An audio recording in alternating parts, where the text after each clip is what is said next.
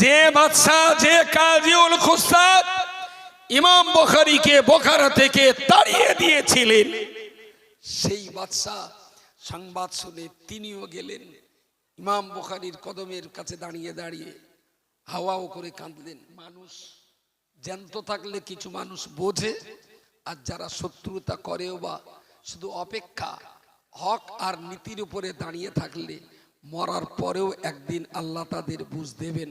বলুন সকলে সুবহান। যে একটা জায়গায় বাইরে একটু উজু করতে গিয়েছিলাম, যে দেখলাম এই মাঠে প্রচুর লোক ঘোরাফেরা করছে, যারা আজকে এই উপলক্ষ করে এসেছেন। আমার খুব কষ্ট হয়েছে যে হাদিসের একটা ক্লাস চলছে, অথচ তারা বাইরে মজা মারছে। এটা অত্যন্ত কষ্টের। আপনি 20-30 কিলোমিটার দূর থেকে এসেছেন, সে আমার বক্তব্য না শুনলে খুব সমস্যা নেই, রজওয়ালি সাহেবের বক্তব্য না শুনলে খুব সমস্যা নেই, কিন্তু এখানে একটা হাদিসের ক্লাস চলছে, অথচ আপনি সেই ক্লাসের ছাত্র হতে পারলেন না। সম্ভবত এটা আপনার তকদিরে ছিল না। যেভাবে তিনি একটা হাদিস ব্যাখ্যা বিশ্লেষণ করে আমাদেরকে বোঝাচ্ছিলেন, এখানে যারা ছিলেন সারা বছর, যারা হাদিস পড়িয়েছেন তারাও ছিলেন, যারা তাফসীর পড়িয়েছেন তারাও ছিলেন, খাদিজার যারা সারা বছরের শিক্ষক, কেউ বা হাদিসের, কেউ বা ফিকহের, কেউ বা আকায়েদের, কেউ বা তাফসীরের, তারা সবাই কিন্তু মুফতি হিসাবে ছাত্র হয়েই এখানে বসে আছেন। এতগুলো মানুষ আপনারা এখানে খুব নীরব নিস্তব্ধতার সঙ্গে তারা হাদিসের পাঠ নিয়েছেন। হতেও তো পারে হাসরের মাঠে হাদিসের একটা ক্লাসের ছাত্র হিসাবে আল্লাহর কাছে অনেক বাড়তি পাওনাও পেয়ে যেতে পারেন। কিন্তু খুব কষ্ট লেগেছে আমার, যে মানুষগুলো এত দূর থেকে এসেও হাদিসের ক্লাসে বসলেন না। নিতান্ত কি এদের কপাল খারাপ, নাকি ইবলিস খুব ষড়যন্ত্র করি তাদের এই মজলিস থেকে বঞ্চিত করালো? আবার 1 বছর পরে এখানে হবে, জামিয়াতে হবে, জীবনতলাতে হবে, দক্ষিণ বরুড়ি মাদ্রাসায় হবে, কিন্তু 1 বছর পর এবছরে সব কয়টা জায়গার খাতমে বুখারীর অনুষ্ঠান শেষ হয়ে গেছে, এটাই লাস্ট। সেই ক্লাস থেকে আপনি বঞ্চিত। এই ভুলটা যেন আর কখনো না হয়। কোনো বক্তার বক্তৃতা, কোনো মাওলানার বক্তব্য যদি নাও শোনেন, আমার মনে হয় সেখানে কপাল পুড়বে না, কিন্তু তাফসীরের একটা ক্লাস হবে, হাদিসের একটা ক্লাস হবে, আপনি সময় ব্যয় করে পয়সা খরচা করে মজলিসে এসেছেন, অথচ ক্লাস আপনার তকদিরে জুটলো না। আমার মনে হয়েছে আপনার কপালটা সত্যি খুব খারাপ। তবে যারা রুদি দাঁড়িয়ে আছে, আমার ভাষাও তারা নাও বুঝতে পারে, কারণ রূহ ধরে আছে। বিবেক জাগ্রত থাকলে এটা কখনো হয় না। সেই জন্য আমার চিৎকারটাও হয়তো বেকার, পরে একটু বলে দেবেন যে মাতিন তোদের জন্য এই কথাগুলো বলেছে আজকে।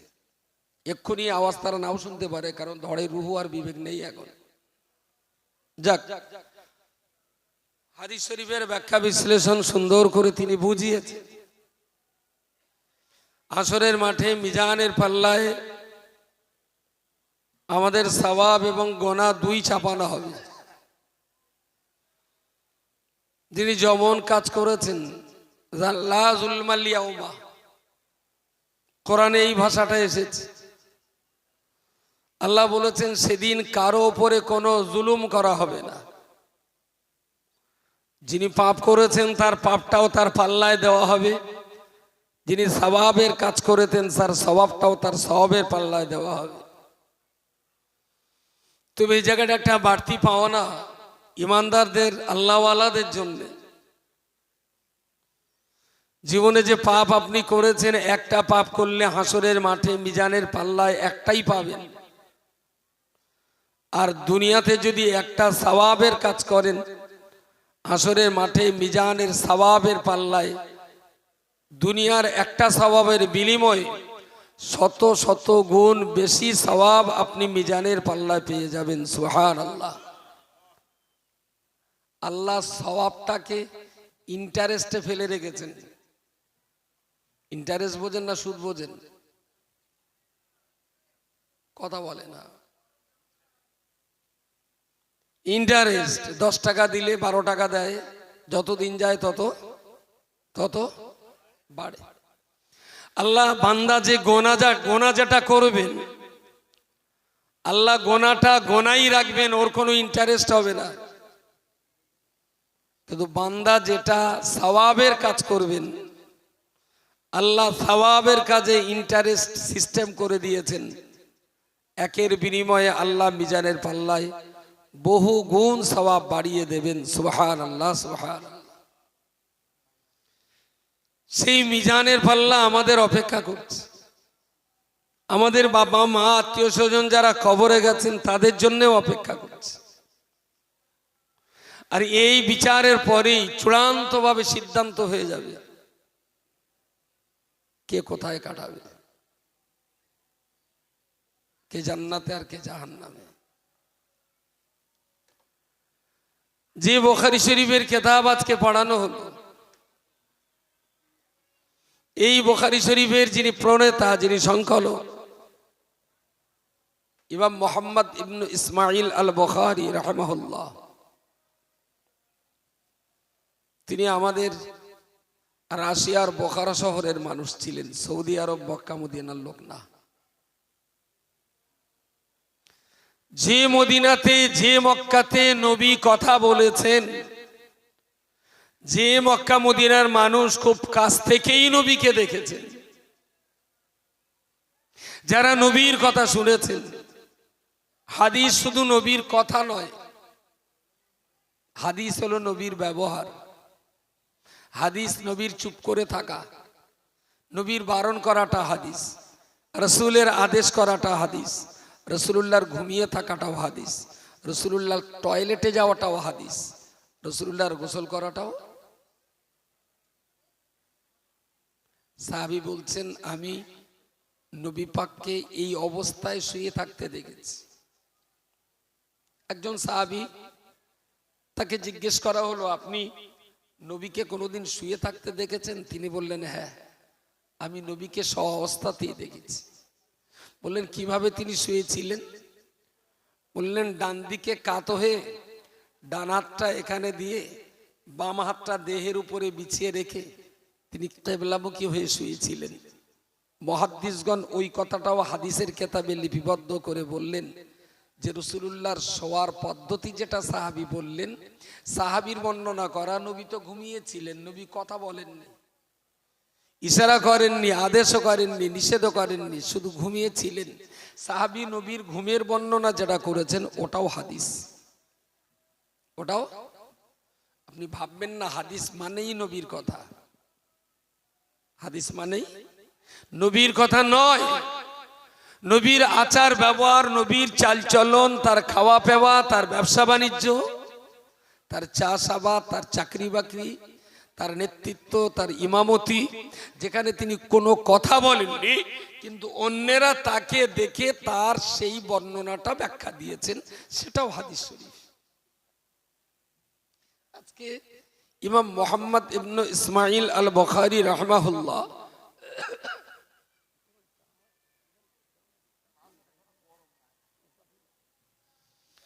তো ইমাম মুহাম্মদ ইবনে ইসমাঈল আল বুখারী রাহিমাহুল্লাহ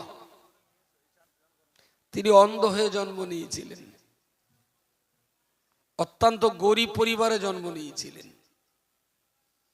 ছোট বয়সে বাবা মারা যান, অল্প বয়সেই তিনি পিতৃহারা হন। রাশিয়ার বোখারাতে যারা পড়াবার মতো ছিলেন তারা পড়িয়েছিলেন। অন্যের দেওয়া পয়সায় তিনি জ্ঞান অর্জন করার জন্য মক্কা শরীফে রওনা দিলেন। বয়স ছিল মাত্র 16 বছর। বাচ্চাটার মেধা দেখে, স্মরণ শক্তি দেখে, আগ্রহ দেখে, আচ্ছা এই যে লোকগুলো দাঁড়িয়ে রয়েছে এরা কি ধ্যানাসিতে দাঁড়িয়ে রয়েছে আমার তো মাথায় ঢোকে না। তোমার কাছে পেটে কি বাচ্চা টাচ্চা আছে যে পয়তি মেয়ে লোক বসলি পেটে জ্বালা জ্বালা ধরবে? এই আমি বসতে বলছি, এখানে দাঁড়িয়ে আছেন কেন? কি চুলকুনিতে দাঁড়িয়ে আছেন বলবেন?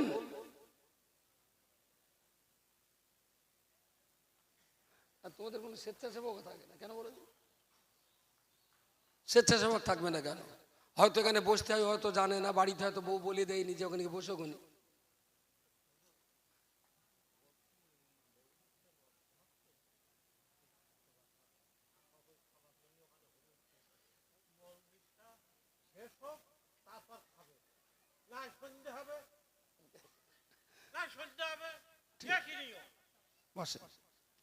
তো যে জন্য আমি আপনাদের ডাকছি, হাদিস থেকে তো আজকে বঞ্চিত হয়ে গেছেন, ও আর আমার কাছে পাবেন না। ওটা মুফতি সাহেবেরই কাজ, আমিও যোগ্য না। কিন্তু এই হাদিসটা মুফতি সাহেব আবার সামনে বছর এসে দর্শ দেবেন। মুফতি সাহেব এসে তো চায়ে আঁচের উপরে চা গরম করে চলে যাবেন, সারা বছরের আঁচের কয়লা দেবে কেডা? বুঝতে পারেননি? আমার তো সে কয়লার ব্যবস্থাটা করতে হবে। তবে তো মুফতি সাহেব একদিন এসে আবার হাদিসের চাড়া চাপিয়ে সুন্দর করে গরম করে আপনাদের খাইয়ে দিয়ে যাবেন। সারা বছরের আঁচের কয়লাটাও। আমার কথা বোঝা যায়নি? বেশ, আল্লাহর রাস্তায় বসুন ভাই, কেউ দাঁড়াবেন না। একটা সুন্দর সাজানো গোছানো পরিবেশ, অযথা কেউ দাঁড়াবেন না, বসে থাকুন, দুটো কথা শুনুন, ভালো লাগবে। যেটা বলছি, ইমাম বুখারী রাহিমাহুল্লাহ তিনি 16 বছর বয়সে মক্কা শরীফে যান। আমার আগে আব্দুর রাকিব সাহেব বলছিলেন তার মেধা নিয়ে, শুনেছেন না কেউ কেউ? ইমাম বুখারীর স্মৃতিশক্তি দিয়ে রাকিব সাহেব সুন্দর কথা বলছিলেন, তখন মানুষজন কমও ছিলেন। তো হজ করতে ওখানে গেলেন জনগণের টাকায়, হজ করে আর উনি ফিরলেন না। বয়স 16 বছর, সেখানেই তিনি হাদিস সংগ্রহের কাজে ব্যস্ত হয়ে গেলেন। জীবনে কি অসম্ভব রকমের কষ্ট, খাওয়ার কষ্ট, রাতে ঘুমের কষ্ট, সফর অবস্থায় বিদেশে যাওয়া আসার কষ্ট, কখনো পাহাড়, কখনো মরুভূমি, কখনো খাওয়া হয়েছে, কখনো খাওয়া হয়নি, কখনো ঘুমিয়েছেন, কখনো ঘুমানোর সময় পাওয়া যায়নি। ইমাম বুখারী পাগলের মতো ছুটেছেন একটা হাদিসের জন্য। প্রায় 65 কিলোমিটার দূর, 130 কিলোমিটার রাস্তা গেলেন আর এলেন, দুটো মিলে 130। শুনেছিলেন যে অমুক জায়গায় একটা মানুষ নবীর একটা হাদিস জানেন, তার কাছে রাসূলুল্লাহর একটা হাদিস আছে। মুফতি সাহেব বলছিলেন যে ইমাম বুখারী অমুকের কাছে শুনেছেন, তিনি অমুকের কাছে শুনেছেন, তিনি আরেকজনের কাছে শুনেছেন, তিনি আরেকজনের কাছে শুনেছেন। সর্বশেষ ব্যক্তি তিনি বললেন, আমি আবু হুরায়রা রাদিয়াল্লাহু আনহুর কাছে শুনেছি। আবু হুরায়রা প্রিয় নবী মুহাম্মদ মুস্তাফা সাল্লাল্লাহু আলাইহি ওয়াসাল্লামের কাছে শুনেছেন। তাহলে একটা হাদিস লিখতে যে 5টা 6টা 7টা 8টা মানুষের চরিত্র বিশ্লেষণ করে তবে নবীর একটা হাদিসকে সহিহ বলে কিতাবে লিখতে হয়েছে। আমি জানি এটা আপনাদের এই কষ্ট, এই পরিশ্রম, এই যাচাই বাছাই করা, কত নিখুঁত ভাবে রাসূলুল্লাহর এই হাদিসগুলোকে। ইমাম বুখারী শুধু 8000 হাদিস জানতেন না, তিনি 6 লক্ষ হাদিসের হাফেজ ছিলেন। আপনার 6 লক্ষ হাদিস মুখস্থ করতে হবে না, 6টা হাদিস মুখস্থ করতে হবে না। উনি যে 6 লক্ষ হাদিস মুখস্থ করেছেন, এইটাকে শুকরিয়া আদায় করে একটু জোরে বলুন সুবহানাল্লাহ। অন্তত ইমাম বুখারীকে সম্মান জানিয়ে আল্লাহর গুণগান গাওয়ার তালিকায় আপনার নামটাও লেখা থাক। 6 লক্ষ হাদিস তিনি হেফজ করেছিলেন, মুখস্থ করেছিলেন। এবার এই 6 লক্ষ হাদিস একটা একটা করে তিনি যাচাই করছেন। একবার হাদিস আনতে হয়েছে, আমার একবার সেই হাদিসটা তিনি যার কাছে পেয়েছেন তিনি কোথা থেকে পেয়েছেন, তিনি কোথা থেকে পেয়েছেন, তিনি কার কাছ থেকে পেয়েছেন, তিনি কার কাছ থেকে পেয়েছেন। যতক্ষণ কোন হাদিসের বর্ণনাকারী রসুল পর্যন্ত না পৌঁছেছে, ইমাম বুখারী সে হাদিস তার কিতাবে সংকলন করেন নাই। ভাবতে পাচ্ছেন কি অসাধারণ মেহনত, কি অসম্ভব রকমের কষ্ট। 65 কিলোমিটার রাস্তা হেঁটেছেন। তিনি একটা হাদিস জানেন, তার কাছে শুনলেন, হাদিসটা নোট করলেন, কিন্তু ইমাম বুখারীর মনে একটা ধাক্কা লাগলো। বলে আপনি ঘোড়াটা বেড়াচ্ছিল, ওকে আপনি একটা পাত্র ধরে ডাকছিলেন, তো ঘোড়াটা যেই পাত্র ধরলেন, খাবার পাত্র, ঘোড়া মনে করে চোতে আমার ছোলা ঘাস কিছু না কিছু আছে, ঘোড়া আপনার কাছে এলো, আমি দেখলাম ঝুড়িটা রেখে দিয়ে আপনি ঘোড়াটা ধরে বেঁধে ফেললেন, ওতে কি খাবার ছিল? লোকটা বললেন না। ইমাম বুখারী বললেন, যে লোকটা চতুষ্পদ জন্তু জানোয়ারকে ধোঁকা দেয়, নবীর হাদিস তার কাছে অরিজিনাল থাকতে পারে না।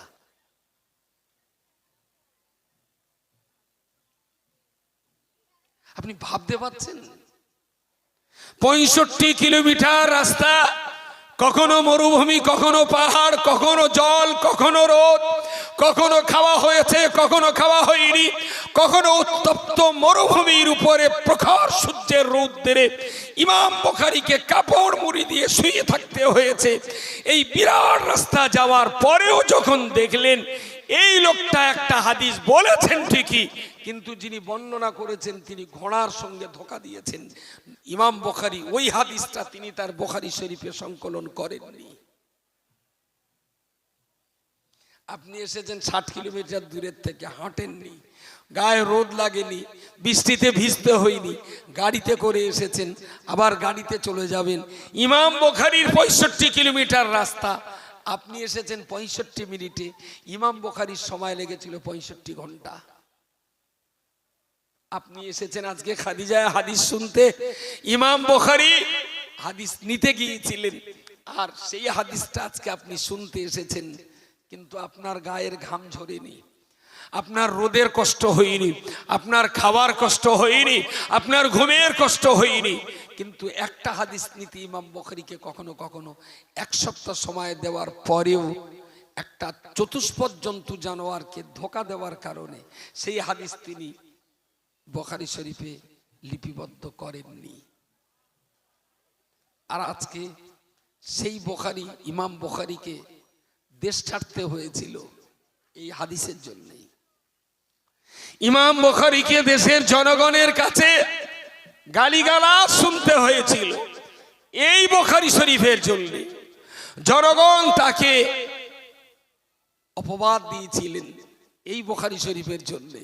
মাতৃভূমি ত্যাগ করে তাকে সমরখন্দে চলে যেতে হয়েছিল এই হাদিস রক্ষা করার জন্য। আপনাকে তো দেশ ত্যাগ করতে হয়নি, আপনাকে তো গালি শুনতে হয়নি, আপনাকে তো কেউ কোনটা সার এক ঘরে করে দেয়নি। ইমাম বুখারীকে উনি রাশিয়ার বোখারাতে যখন পড়াশোনা করতেন, বুখারীতে যখন থাকতেন, তো রাশিয়ার যিনি কাজীউল কুজ্জাত ছিলেন, বিচারক ছিলেন, উনি ইমাম বুখারীকে ডাক দিলেন। ইমাম বুখারী গেলেন, বললেন শুনছি আপনি হাদিস শাস্ত্র নিয়ে অনেক গবেষণা করছেন। উনি বললেন আমি চেষ্টা চালিয়ে যাচ্ছি। বললেন আমার বাড়ির বাচ্চা করে একটু হাদিস পড়াবেন, আপনি প্রতিদিন এসে আমার বাচ্চাগুলোকে একটু হাদিস পড়িয়ে যাবেন। ইমাম বুখারী বললেন নবীর হাদিস কখনো অর্থের বিনিময়ে বিক্রি করা যায় না। একটু লাহলা পড়েন, ইন্নানিল্লাহ পড়েন, গুটিকা মুখে যেন পক্ষঘাত লেগে রয়েছে। কেন এই কথাগুলো সুবহানাল্লাহ ঠোঁট দিয়ে অনিচ্ছা সহ বেরিয়ে যায় না? রাজ দরবারে রাজার সামনে দাঁড়িয়ে তিনি বললেন আমার মেয়েকে, আমার ছেলেকে বাড়িতে এসে হাদিস পড়াবেন, কত টাকা লাগবে বলুন। ইমাম বুখারী বীরের মতো জবাব দিয়ে বললেন নবীর হাদিস কখনো অর্থের বিনিময়ে বিক্রি করা যায় না। হিম্মত আছে আমাদের। বললেন আপনার বেটার যদি হাদিস পড়ার প্রয়োজন হয় ইমাম বুখারীর মুসাফিরখানায় পাঠিয়ে দেবেন। ইমাম বুখারী রাজার কাছে মাথা নত করে রাজ দরবারে টাকার বিনিময়ে কাউকে হাদিস পড়াবে না। রাজার চক্ষুশূল হয়ে গেলেন ইমাম বুখারী। বলে দেওয়া হলো ইমাম বুখারী ভ্রান্ত মতবাদের অনুসরণকারী, আপনারা কেউ ইমাম বুখারীর কাছে যাবেন না। কিন্তু যারা প্রকৃত অর্থে চাকে মধু পায় তারা কি চাক ছাড়ে? কখনোই ছাড়ে না। ইমাম বুখারীকে বলা হলো তিনি একটা বাতিল আকীদা মেনে চলা লোক, তার কাছে গেলে জাহান্নামে যেতে হবে। তাতেও মানুষকে ইমাম বুখারীর কাছ থেকে কেড়ে নেওয়া গেল না, শেষ পর্যন্ত রাজদণ্ডে দণ্ডিত হতে হবে। ইমাম বুখারীকে ঘোষণা করে দেওয়া হলো আপনি ইমিডিয়েট 1 থেকে 2-3 দিনের ভিতরে বোখারা শহর ছেড়ে দিয়ে আপনাকে চলে যেতে হবে। ইমাম বুখারী হাদিসের নুসখাগুলোকে মাথায় করে নিয়ে কাঁদতে কাঁদতে রাশিয়ার বোখারা শহর ছেড়ে দিয়ে উনি বাকি জীবন কাটিয়েছিলেন সমরখন্দে। চলে গেলেন নবীর হাদিসের ইজ্জতের জন্য, রাসূলুল্লাহর হাদিসের মর্যাদা রক্ষা করার জন্য ইমাম বুখারীকে বোখারা শহর থেকে তাড়িয়ে দেওয়া হলো। উনি চলে গেলেন সমরখন্দে। সেখানে থেকে হাদিস যাচাই করা হলো, বাছাই করা হলো। সুনির্দিষ্টভাবে তিনি 6 লক্ষ হাদিসের ভিতরে 8,000-এর কিছু হাদিস এই বুখারী শরীফে লিপিবদ্ধ করলেন। আল্লাহ পাকের বান্দা মনে রাখুন, ইমাম বুখারী তার কিতাবে তিনি যখন হাদিস সংকলন করবেন, হাদিসটা কারোর কাছ থেকে শুনলেন, বহুদিন পরে আবার যাচাই বাছাই করা হলো, জাল কিংবা জয়ীফ, মুরসাল কিংবা মুনকাতা, সহিহ কিংবা জয়ীফ, সুন্দর করে যাচাই বাছাই করে সব দিক দিয়ে যখন প্রমাণিত হয়ে গেল এই হাদিসটা সহিহ হাদিস, উনি ওনার কিতাবে লিপিবদ্ধ করবেন। এমন সময়তে ইমাম বুখারী গোসল করেছে, সুন্দর করে ওযু করে নিলেন, 2 রাকাত নামাজ আদায় করলেন, সিজদায় মাথা দিয়ে দোয়া করলেন, নামাজে সালাম ফিরিয়ে দোয়া পড়ে আল্লাহর কাছে দোয়া করলেন, আল্লাহ আপনার নবী দুনিয়াতে আর বেঁচে নাই, নবীর কাছ থেকে হাদিস আমার শোনা হয়নি, নবী যাদের শুনিয়েছিলেন আমি মুহাম্মদ বিন ইসমাইল তাদের কাছ থেকে শুনে আমি এই কিতাবে লিপিবদ্ধ করব। ও রব্বুল আলামিন, আল্লাহ আমার হাদিস যেন পৃথিবীর মানুষকে জাহান্নাম থেকে বাঁচিয়ে নিয়ে আল্লাহ পাকের জান্নাতের রাস্তা দেখতে সহায় হয়ে যায়। আল্লাহ এই হাদিস পড়িয়ে মাওলানারা টাকা কামাই করবে, এই হাদিস দিয়ে বক্তারা ওয়াজ করবে, এই হাদিস দিয়ে দেশের জনগণ ফতোয়া দিয়ে ফতোয়ার টাকা নেবে। আল্লাহ আমি এই জন্য হাদিসের খেদমত করিনি, আল্লাহ আমি হাদিসগুলো এক জায়গায় করেছি দেশের জনগণ নবীর হাদিস পড়ে তারা সঠিক দ্বীনের বুঝ অর্জন করবে এবং জাহান্নাম থেকে বেঁচে তারা জান্নাতের রাস্তা পেয়ে যাবে। জোরে সোরে বলুন সুবহানাল্লাহ। আমি এই জন্য এই কষ্ট করছি।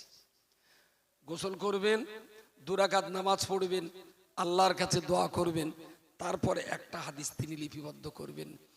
8,000 হাদিস লিখেছেন, মানে 8,000 হাদিস লিখেছেন, মানে ইমাম বুখারীকে 8×2 16,000 রাকাত নামাজ পড়তে হয়েছে।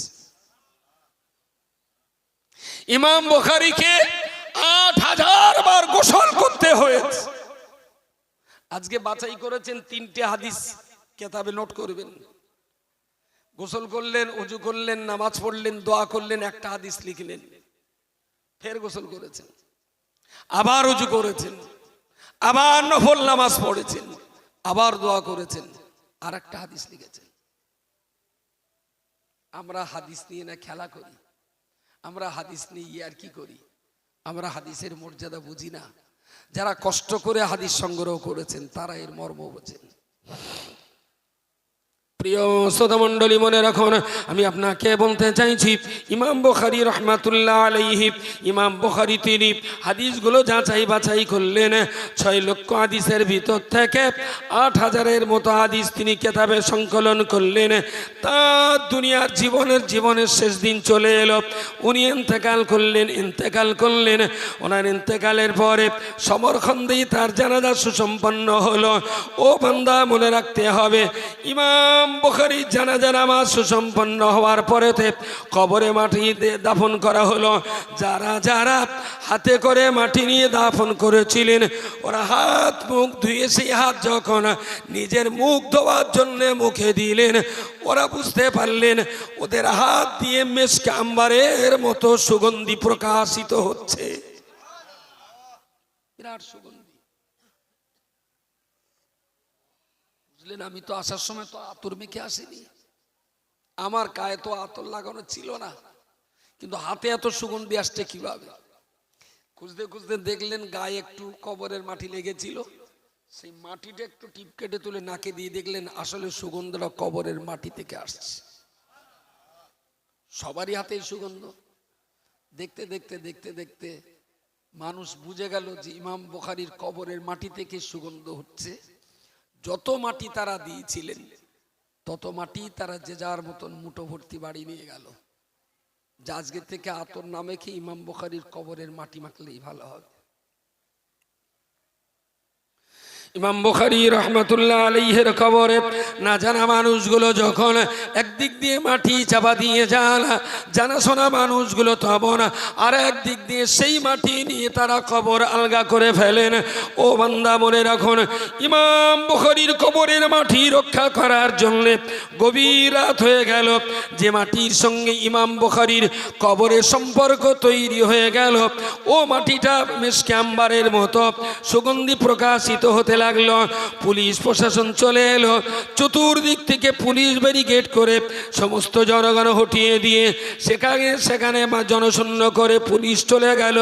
সকালবেলা আবার দেখা গেল রাতের গভীর অন্ধকারে কে কোথা থেকে এসে ইমাম বুখারীর কবরের মাটি নিতে নিতে হুজুরের লাশের কাফনের কাপড় পর্যন্ত দেখা যাচ্ছে। যারা ইমাম বুখারীকে গাল দিয়েছিল তারাই আজ ইমাম বুখারীর কবরের মাটি নিয়ে বলেন বলেন। যে বাদশা, যে কাজীউল খুসসাদ ইমাম বুখারীকে বোখারা থেকে তাড়িয়ে দিয়েছিলেন, সেই বাদশা সংবাদ শুনে তিনিও গেলেন ইমাম বুখারীর কদমের কাছে দাঁড়িয়ে দাঁড়িয়ে হাওয়াও করে কাঁদলেন, আপনি আমাকে ক্ষমা করে দিন।